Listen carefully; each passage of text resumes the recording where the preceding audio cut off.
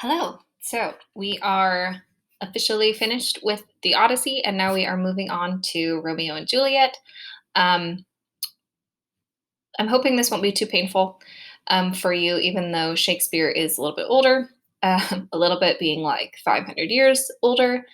And the language is challenging, but I will explain why we still study Shakespeare, um, why this stuff is still relevant, why these stories have lasted for so long, um, and just the pure genius that Shakespeare was. And at first, it's really hard um, to see and maybe appreciate, but I'm hoping by the end you guys can understand.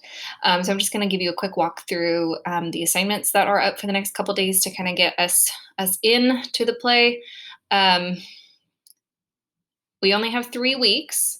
And really only about 2.5 before we start doing some review for finals. So we are going to have to move through this at a pretty quick pace. So just be prepared for that. So first thing to show you is on Google Classroom. All right, I have put on a link to Know Fear Shakespeare. So SparkNotes has uploaded the link to Know Fear Shakespeare. So when you go here, the great thing is that it has a side-by-side translation, right? It has the original text. And again, in Shakespeare's writing, specific meter, specific rhythms per line, specific characters have to speak a specific way consistently throughout the play. But for us, it's a little challenging to understand. So that's why it's nice to have the original text and then we have the modern text. So on No Fear Shakespeare, we have um, this is like your table of contents. So if you look here, so table of contents, this is a drop down of all of the scenes in the play, because again, this is written as a play. It is a play. And so we are actually going to start with the prologue. So we can actually go there so I can pull that up for you. So there's a prologue. Okay, it's giving us the backstory. And that's what your first assignment is going to be. This is how it goes through the whole play on this website. We have the original words: two households, both alike in dignity, in fair Verona where we lay our scene. From ancient grudge break to new mutiny, where civil blood makes civil hands unclean. Some of you are like, what?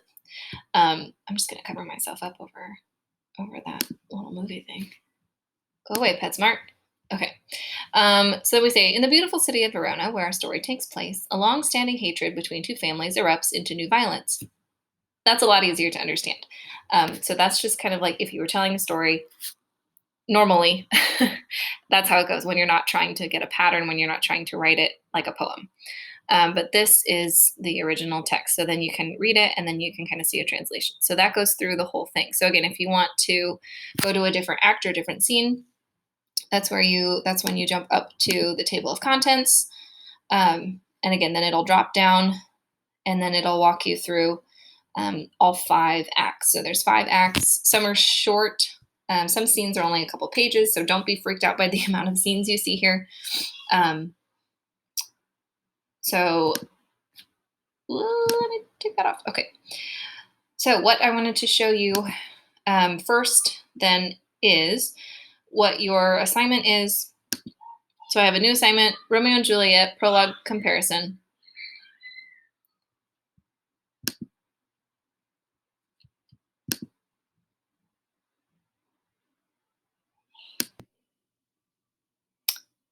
My children were fighting, so I had to leave. So now I'm back. Okay.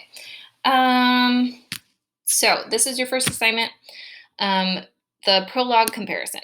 So this is the document that goes along with your first encounter with watching part of the play that's been adapted into film.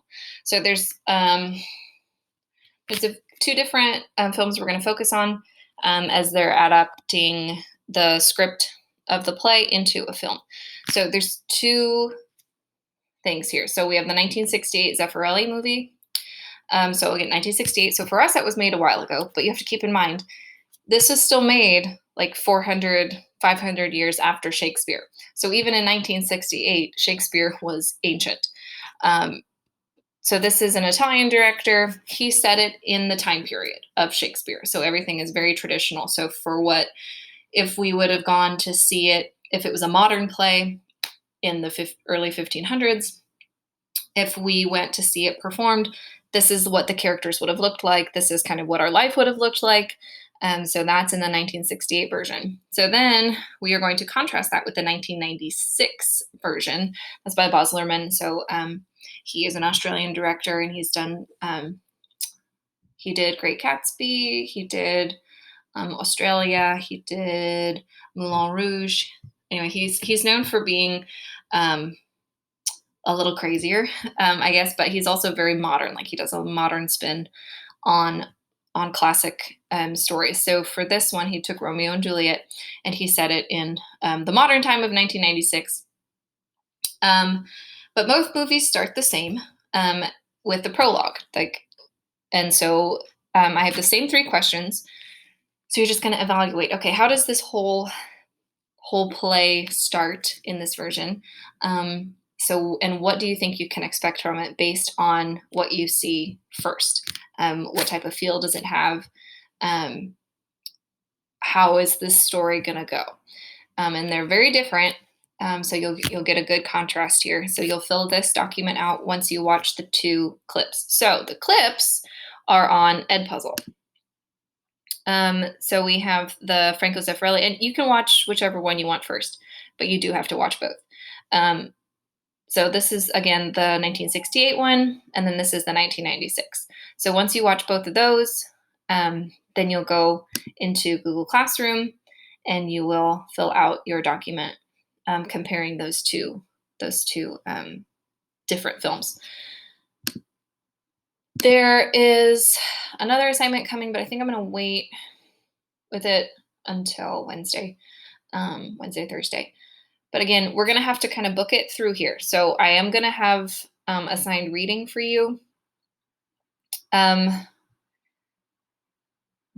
I do very much feel, and this is the theater background that I have, plays were meant to be watched. Characters were meant to be listened to, seen. So I don't like doing Romeo and Juliet when you're just reading it by yourself, because that's not how it was written to be.